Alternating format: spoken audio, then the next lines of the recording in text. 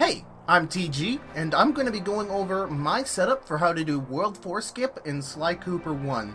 This trick is incredibly difficult, it's precise, so many things can go wrong, and it's the bane of a lot of Sly 1 runners' existence. But I found a setup this morning that almost makes it free. There's still a couple things that can go wrong here and there, but this is probably the most consistent setup I've ever personally done for this. So you're going to jump around the left side of the Duel by the Dragon load trigger, and then jump on this roof, jump down to this lower part. So now you want to align Sly. If you see here on the roof, there's like a figure 8 pattern. We want to get Sly's left foot in the middle of that right circle.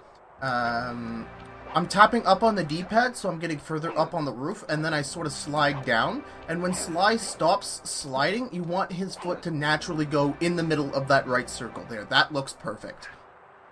Now, if we move our camera to the right, we reveal a roof of a pagoda in the background there.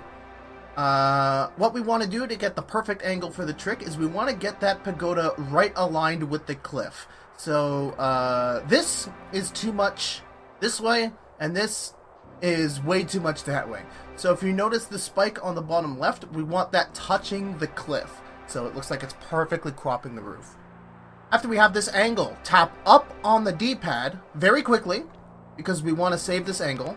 Tap R3, and then the roof should look like that. If we have this angle set up, literally all you need to do is hold up on the D-pad and mash X. There's no timing, there's no finesse to it, it's literally just brain dead, hold up on the D-pad and mash X.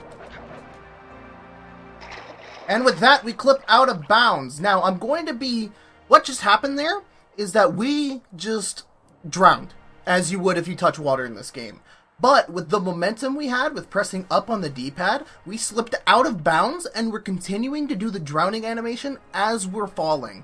Which is awesome, because when the game is going to spit us out for the super jump, we're going to go way high into the sky and hopefully aim for the invisible trigger to load us into the Panda King fight. So, for this part, we want to look at the hills that are in the background there. That's going to be our visual cue, so you're going to be looking this way when you're holding up. So as you're drowning and you're celebrating the fact that you got this far in the trick, turn around, look at these mountains, and press the cross button when the hills are just about to go off the screen. Just like that. We're going to fly up in the air. Whoa! Okay, so with this trajectory, I should perfectly go into the fight. If you were a bit late on your cross button input, you might have to press square to do a vertical strike in the air to halt your momentum. My visual cue for that is you can kind of see like a devil horns at the top of the mountain. You want to sort of aim between those like a football goal post, and then press the square button and you'll drop right into it. But this setup is so free that I can't imagine a lot of people having trouble with this compared to other World 4 setups I've had.